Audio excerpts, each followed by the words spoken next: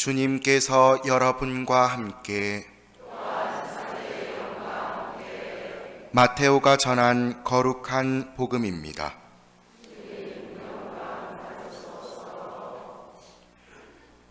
그때 예수님께서 사두가이들의 말문을 막아버리셨다는 소식을 듣고 바리사이들이 한데 모였다. 그들 가운데 율법 교사 한 사람이 예수님을 시험하려고 물었다. 스승님, 율법에서 가장 큰 계명은 무엇입니까? 예수님께서 그에게 말씀하셨다. 내 마음을 다하고 내 목숨을 다하고 내 정신을 다하여 주 너의 하느님을 사랑해야 한다. 이것이 가장 크고 첫째가는 계명이다. 둘째도 이와 같다. 내 이웃을 너 자신처럼 사랑해야 한다는 것이다. 온 율법과 예언서의 정신이 이 두 계명에 달려 있다.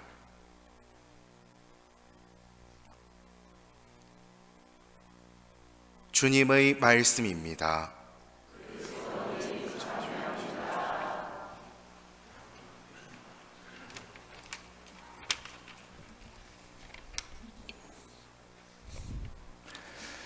전미 예수님, 예수 마리아 요셉, 예수 마리아 요셉, 예수 마리아 요셉을 큰 소리로 대답해 주시니 제가 기운이 막 납니다.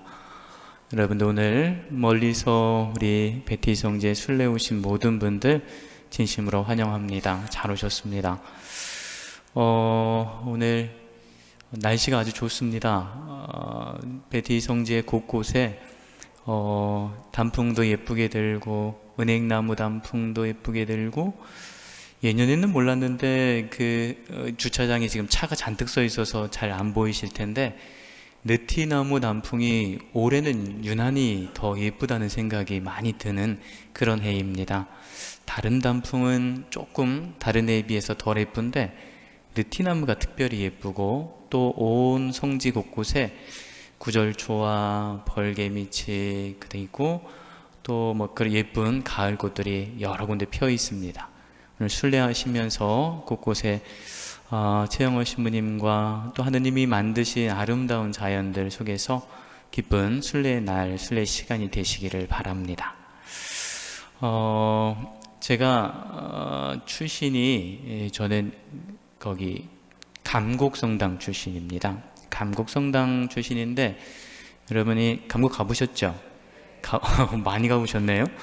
감곡에 보면 초대 신부님이 임가밀로 신부님 동상이 지금 아주 근사하게 됐는데 예전에는 좀 조그맣게 이렇게 있었어요. 근데 거기에도 그 신부님이 하신 유명한 말이 있죠. 이렇게 써 있죠.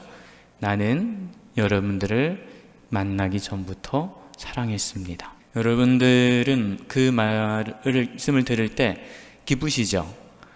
우리를 만나기 전부터 사랑했다라는 그 말을 이렇게 들으면 엄청 기쁩니다. 그런데 가만히 그 말을 생각해 보면 만나기 전에 어떻게 사랑하지? 만나야지 이렇게 얼굴을 보고 이 사람을 보면서 이 사람이 사랑스럽구나 이렇게 생각하지. 만나기 전부터 어떻게 사랑하지? 라는 생각이 들기도 합니다. 그런데 오늘 복음 말씀을 들어보면 그 말씀이 가능하구나 라고 생각이 되어지는 게, 오늘 예수님이 뭐라 하셨냐면 너희는 마음을 다하고 목숨을 다하고 정신을 다하고 너희 주 하느님을 사랑하여라 그러셨습니다. 그리고 이웃을 내 몸처럼 사랑하여라 그러셨어요.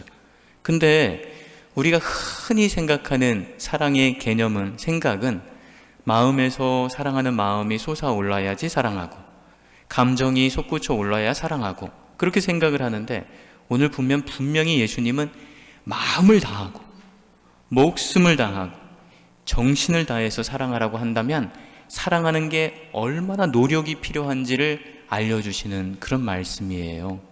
우리가 얼마나 사랑하는데 노력이 필요한지 모릅니다.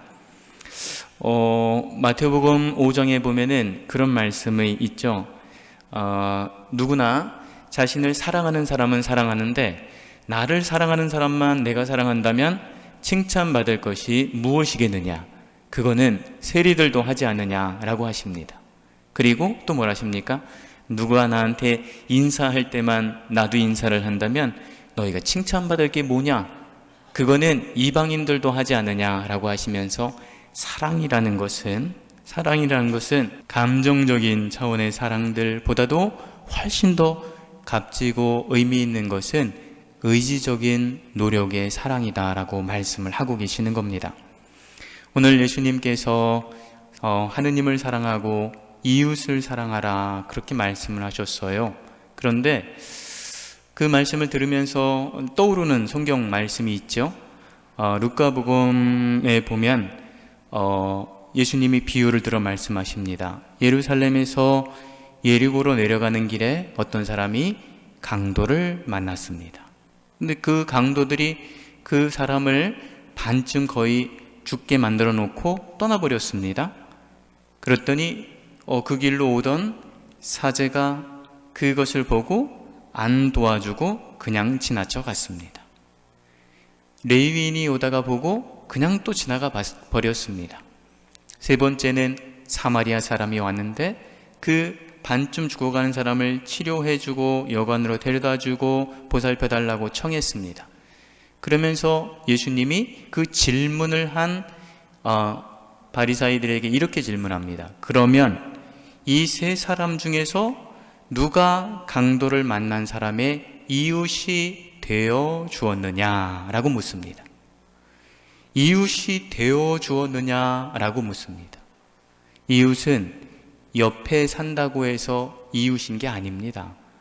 옆집에 산다고 해서 이웃이고 가까이 산다고 해서 이웃이 아니라요. 이웃은 우리가 사랑에 의지적인 노력이 필요한 겁니다. 여러분, 오늘 예수님께서 하느님을 사랑하고 이웃을 사랑하라고 하셨는데 그것을 보면서 우리는 흔히 이웃이기 때문에 사랑해야 된다라고 생각을 하기가 쉽죠. 이웃이니까 네, 예수님이 이웃이니까 사랑하라 하셨어. 그러니까 이웃이니까 사랑한다고 생각하는데 저는 오늘 복음을 묵상하면서 그것과 조금 다른 생각이 뭐냐면 사랑하기 때문에 이웃이 되는 겁니다. 이웃이기 때문에 사랑하는 게 아니라 내가 사랑을 해야 그 사람이 내 이웃이 되는 겁니다. 그냥 옆에 산다고 이웃이 아니라 내가 사랑하는 사람이 내 이웃인 겁니다. 오늘 예수님이 하신 말씀을 들어보면 예수님이 그러셨죠. 누가 너의 이웃이 되어 주었느냐라고 하시면서 이제 유다인이 대답을 하죠. 그 사람에게 자비를 사랑을 베푼 사람입니다 라고 대답을 합니다. 이 말씀을 잘 생각해 보면 이웃은 옆에 산다고 이웃이 아니라 내가 사랑해야 그 사람이 나의 이웃이 되는 겁니다. 한번 질문 한번 해볼까요? 여러분 이웃 많으십니까? 대답이 없으시네요. 제가 드린 말씀 때문에 더더욱 그렇죠. 이웃이 많으신 분은 여러분 행복한 분들인 겁니다. 왜냐하면 좀 전에 제가 말씀드린 것처럼 이웃은 옆집에 내가 아는 사람이 많은 게 중요한 게 아니라 내가 그 사람을 사랑하기 때문에 그 사람이 내 이웃이 된 것입니다. 그렇기 때문에 이웃이 많은 사람들은 정말 잘 사는 분들이고 행복한 사람들이라는 말씀입니다. 다시 한번 여쭤볼게요. 이웃 많으세요? 네. 엎드려서 절박히 가긴 하지만 이웃이 많은 분들이 되시기를 바랍니다. 여러분들이 사랑하는 사람이 많은 분들이 되시길 바랍니다. 오늘 복음을 묵상하면서 또 이런 생각을 해봅니다. 그러면 왜 하느님을 사랑하고 왜 이웃을 사랑해야 하는가? 여러분 왜 하느님을 사랑하고 왜 이웃을 사랑해야 됩니까? 우리는 그런 생각들 요즘 잘 안 하고 그냥 예수님이 그냥 이웃을 사랑하고 하느님 사랑이라 했으니까 사랑해야지 라고 생각을 하면서 살아가는데 요즘 사람들 MZ세대는 그렇게 생각 안 할 겁니다. 하느님을 왜 사랑해야 되지? 아니 이웃은 도대체 왜 사랑해야 되는 거야? 라고 생각하기가 쉽죠. 그래서 저도 한번 그런 이유로 생각을 해봤습니다. 아주 간단하지만 이유는 하느님께서 먼저 예수님께서 먼저 우리를 사랑하셨기 때문입니다. 이렇게 말씀드려도 마음에 잘 와닿지 않죠. 그렇지만 최후의 만찬 자리에서 예수님이 제자들의 발을 씻겨주신 다음에 뭐라고 하셨냐면 이렇게 말씀하셨습니다. 내가 너희를 사랑한 것처럼 너희도 서로 사랑하여라 라고 하셨습니다. 하느님이, 예수님이 우리를 먼저 사랑하셨다고 하십니다. 요한의 첫째 편지 4장 11절에 보면 분명히 또 이렇게 말씀하십니다. 하느님께서 우리를 이토록 사랑하셨으니 우리도 서로 사랑합시다. 이렇게 말씀하셨습니다. 하느님께서 우리를 이토록 사랑하셨으니 그러니 우리도 서로 사랑합시다. 이렇게 말씀하셨습니다. 여기까지 이렇게 말해도 여러분들 표정을 딱 보니까 아유, 하느님이 뭘 우리를 사랑하신다는 건 사랑하는데 잘 와닿지가 않아 라는 표정으로 저를 지금 쳐다보고 계십니다. 맞지요? 제가 요즘 표정 읽는데 아주 도사입니다. 제가 여러분들 얼굴 표정만 보면 무슨 생각을 하는지 얼추 알거든요. 이러다가 돗자리 깔아야 될까 봐 무섭습니다. 그런데 여러분 표정을 보아도 그렇고 저도 사실은 그런 생각이 듭니다. 하느님께서 우리를 사랑하셨다고 하는데, 우리를 먼저 사랑하셨다고 하는데 왜 나는 하느님의 사랑이 잘 안 느껴지지? 왜냐하면 우리가 먼저 사실은 감사하지 않고 살아가기 때문인데요. 그럼 도대체 내가 뭘 감사해야 돼? 라는 생각이 드시죠? 여러분, 이게 뭐 때문에 그러냐면요, 이제 여러분들 중에서도 대부분 그러실 텐데, 어떤 아픈 사람이 있어요. 아픈 사람이 저한테도 종종 그런 말을 하시는 분들이 있어요. 기도를 해달라고 청하시면서 한편으로는 이제 속상한 거예요, 자기가. 나는 그래도 열심히 살아가려고 생각하고 하나님이 열심히 믿는데 왜 제가 이렇게 아픈지 모르겠어요. 제가 왜 이렇게 힘들게 살아가야 되는지 모르겠어요 라고 저한테 이야기를 하십니다. 그럼 저도 사실은 마음이 아파요. 열심히 살고 노력하시는데 편찮으시고 힘드니까 저도 가슴이 아파요. 그런데 그것뿐만 아니라 어떤 사람은 열심히 사는데, 나는 열심히 살아가려고 노력하는데 나는 맨날 빚지고 우리 재산은 안 모이고 새빵살밖에 못하고 먹고 살고 아이들 교육시키는 것도 너무 힘들어요. 이렇게 말씀하시는 분도 있어요. 정말 가슴이 많이 아프고 또 힘들고 그렇습니다. 여러 가지 어려운 상황들 속에서 살아가는 사람들이 그렇게 말할 때 하느님이 진짜 우리를 사랑하시나? 이런 생각이 들지요. 그런데 한번 이런 생각을 한번 해보는 겁니다. 왜 우리가 그런 생각을 하게 되는 거냐면, 내가 감사하지 못하고 나한테 있는 것들을 위해서 부족한 것들에 대해서 속상하고 마음 아프고 또 불평이 생기고 그러느냐 하면 기본값이죠. 영어 잘 못하는데요. 디폴트, 기본값이라는 게 있습니다. 기본값. 우리가 기본값으로 두고 살아가는 게 뭐냐면, 내가 건강한 내가 기본값인 겁니다. 여러분들이 이해를 잘 못하시는 것 같은 표정인데, 표정을 잘 못 읽고 있나요, 제가? 기본값으로 내가 안 아프고 건강한 거를 기본값으로 두고 살아가는 겁니다. 기본값이 그거예요. 근데 그 기본값에서 내가 어디가 아프거나 어디 불편하거나 아니면 그러면 이제 불평이 생기기 시작하는 겁니다. 내가 생각하는 게 최소한의 내가 세상을 살아가는 데 있어서 내 재산이나 아니면 필요한 재물이 어느 정도 된다라고 하는 기본값을 딱 정해놓고 있는 겁니다. 근데 그 기본값에서, 내가 생각하는 기본값에서 거기보다 적으니까 불평이 생기는 겁니다. 여러분 모두가 다 기본값이라는 것을 다 가지고 있는 겁니다. 근데 그 기본값을 바꿀 생각을 하지는 못하는 겁니다. 내가 건강한 게 기본값이고, 내가 필요한 것만큼 내 재산이 있는 게 기본값이고, 내 주변에 나를 좋아하는 사람들이 있는 게 기본값이고, 다 기본값인 겁니다. 그런데 진짜 감사하고 세상을 행복하게 살아가는 사람은 그 기본값을 바꿀 줄 아는 사람인 겁니다. 왜 내가 건강한 게 당연한 겁니까? 왜 내가 어디 안 아프고 내가 어디 멀쩡한 게 왜 그게 기본값이라고 생각하십니까? 그게 감사할 일이라는 생각은 왜 못 하시지요? 그것을 기본값으로 주어져 있는 것을 감사할 수 있어야 진짜 하느님이 나를 사랑하신다는 것을 느끼고 깨닫고 살아갈 수 있는 겁니다. 근데 우리는 우리가 생각하는 기본값을 딱 정해놓고 하느님이 그걸 안 준다고 불평하고 불만을 갖고 있는 겁니다. 오히려 우리가 우리 자신에게 주어져 있는 그 기본값을 바꿀 수 있다면 하느님께서 나를 사랑하신다는 것, 그래서 내가 하느님을 사랑하고 또한 이웃을 사랑해야 된다고 생각하기가 쉬워지는 겁니다.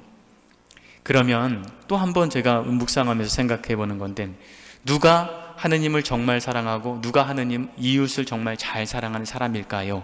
누구냐 하면요, 어떤 사람이 그렇게 하냐면, 하느님을 사랑하고 이웃을 사랑하는 거의 기본이 되는 거는요, 자기를 사랑하는 겁니다. 자기. 나를 사랑하는 사람이 하느님을 사랑할 수 있고요, 나를 사랑하는 사람이 이웃을 사랑할 수 있어요. 자기를 안 사랑하는 사람은 하느님 사랑할 수 없습니다. 자기를 안 사랑하는 사람이 이웃을 사랑한다고요? 거짓말입니다. 근데 그 자기를 사랑하는 게 아주 애매한 것들이 있어요. 우리 말에 있어서 자존심이라는 말이 있고요, 자만심이라는 말이 있고요, 자존감이라는 말이 있어요. 비슷하죠? 자존심, 자만심, 자존감, 비슷한 말인데, 자존심으로 자기를 사랑하는 사람은 진짜 사랑하는 게 아닙니다. 자만심으로 자기를 사랑하는 사람도 진짜 자기를 사랑하는 게 아닙니다. 진짜 자기를 사랑하는 사람은 자존감으로 자기를 사랑하는 사람입니다. 그런데 자존심과 자만심으로 자기를 사랑하는 사람들은, 그런 사람은 어떤 사람이냐면, 나와 다른 사람을 자꾸 비교해서 자존심을 세우고 자꾸 남하고 비교해서 자만심을 갖고 그럽니다. 그런데 자존감이 있는 사람들은 남하고 비교하지 않습니다. 나를, 하느님 앞에 똑바로 서 있는 나를 바라보는 사람이 자존감이 있는 사람입니다. 여러분, 이런 얘기 많이 들으셨죠?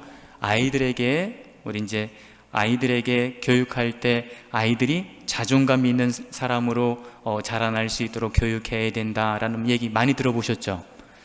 젊으신 분들이 그렇게 많지는 않으셔서 이런 표현을 많이 안 쓰실지 모르겠는데, 자존감이 있는 아이로 자라나게 해야 된다는 건 진짜 중요한 겁니다. 여러분들이 자녀를 키운다면 분명히 그래야 합니다. 그런데 아주 크게 또 오해하는 게 있습니다. 자존감이 있는 아이로 키운다고 해서 방법으로 사람들이 말하는 게, 흔히 뭐라 그러냐면, 너는 귀한 사람이야, 너는 특별한 사람이야, 너는 내가 사랑하는 사람이야, 이렇게 칭찬을 많이 해주면 아이가 자존감이 있는 아이로 큰다고 생각을 많이 합니다. 그리고 실제로도 그렇게 합니다. 근데 그건 틀렸습니다. 칭찬 많이 해주고 격려해주고 지지해주는 것도 물론 좋습니다. 그런데 진짜로 자존감이 커지는 거는 그렇게 무조건 칭찬해주고 지지해주고 그러는 게 아니라, 진짜 자존감이 성장하는 것은 그 아이 앞에, 그 사람 앞에 어렵고 힘든 일이 딱 생겼습니다. 근데 그 어렵고 힘든 일을 자기 스스로 극복해 본 경험이 그 사람의 자존감을 키워주는 겁니다. 자존감이 키워지는 것은 어린 아이들에게만 해당되지 않는다고 저는 오늘 복음을 묵상하면서 생각했습니다. 여러분 모두도 자존심으로 자기를 사랑하는 게 아니라, 자만심으로 자기를 사랑하는 게 아니라, 자존감으로 여러분 스스로를 사랑해야지 하느님도 사랑할 수 있고 이웃도 사랑할 수 있습니다. 그러면 그 자존감은 어린 아이들만 어려움을 겪어서 그것을 극복했을 때 자존감이 커지는 게 아니라, 어른인 우리에게도 마찬가지입니다. 내가 힘든 일이 생겼습니다. 내가 어려운 일이 생겼습니다. 근데 그거를 그냥 남의 핑계대고 탓하고 살아가는 게 아니라, 정말로 하느님께 열심히 기도하며 그 어려움을 하느님의 도우심과 이웃의 도움으로 극복해 내어본 그 경험이 우리의 자존감을 세워주는 겁니다. 그 자존감이 있는 그 마음으로 내가 소중하고 하느님께 내가 귀한 존재라는 것을 마음에 새길 수 있을 때 진정으로 하느님을 사랑할 수 있고 이웃을 사랑할 수 있는 겁니다. 오늘 이 복음을 묵상하면서 이 말씀을 드리면서 제가 오늘 강론을 이렇게 쓰면서 마무리하면서 이 생각이 들었습니다. 오늘 강론 끝날 때쯤 되면은 내가 무슨 강론을 했는지 여러분에게 정리를 꼭 해드려야 되겠다. 그렇지 않으면 돌아가시고 나면 한 개도 기억 남는 게 없겠다. 이 생각이 제가 강론을 준비하면서 이미 딱 들었습니다. 그래서 제가 정리를 해드리겠습니다. 여러분, 하느님을 사랑하고 이웃을 사랑하는 것이 우리에게 하느님께서 주신 명령이라고 우리는 생각합니다. 명령, 그건 우리 하느님의 명령이야. 아닙니다. 호소입니다. 하느님의 애원입니다. 하느님께서 우리에게 하느님을 사랑하라고, 이웃을 사랑하라고, 그래야 내가 정말 내가 너를 만든 그 모습대로 잘 사는 거고, 그렇게 해야 너에게 구원이, 하느님과 함께 영원한 삶이 너를 기다린다라고 우리를 초대하시는 겁니다. 그리고 하느님을 사랑하고 이웃을 사랑하기 위해서는 여러분들이 먼저 본인 스스로를 귀하게 여기고 사랑하십시오. 그리고 여러분에게 주어져 있는 것들, 하느님의 사랑이 잘 안 느껴지신다면 여러분에게 이미 주어져 있는 것들을 기본값과 당연함으로 느끼지 말고 그것에 대해서 감사하려고 깨어서 살아가십시오. 그래야지만 진정 하느님께서 나를 사랑하신다는 것을 마음에 새기고 살아가실 수 있습니다. 여러분 모두를 하느님 사랑과 이웃 사랑으로 초대하시는 이 하느님 예수님의 초대는 여러분들을 정말 힘들게 하고 어렵게 하려고 하는 그런 초대가 아니라 하느님 나라에 하느님이 주시는 큰 선물을 받을 수 있도록 하는 하느님의 진정한 초대이고 호소이고 애원이라는 것을 잘 기억했으면 좋겠습니다. 여러분들 스스로가 여러분 스스로를 정말 아끼고 사랑하고 자존심으로 자만심으로가 아니라 자존감 있는 하느님 앞에 떳떳이 서 있는 그런 존재로서 하느님을 사랑하고 하느님께 사랑받는 그런 분들이 되시기를 바라고 기원하면서 오늘 임사를 봉헌하도록 하겠습니다. 아멘.